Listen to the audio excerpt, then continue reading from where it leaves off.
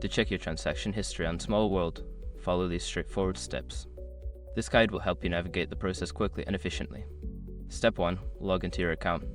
Visit the Small World website or open the app.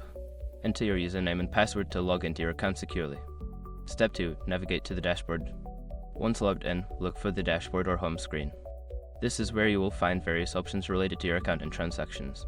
Step 3. Access transaction history. Find the section labeled Transaction History or My Transactions. Click on this option to view a list of your past transactions. Step 4. Filter your transactions. Don't continue before doing this. A lot of online accounts end up exposed in breaches without people even realizing it.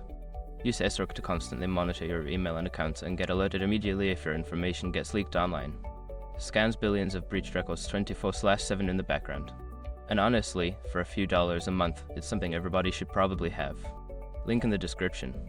Step 5. Review transaction details. Click on any transaction to view more details. This will provide you with information such as the date, amount, recipient, and status of the transaction.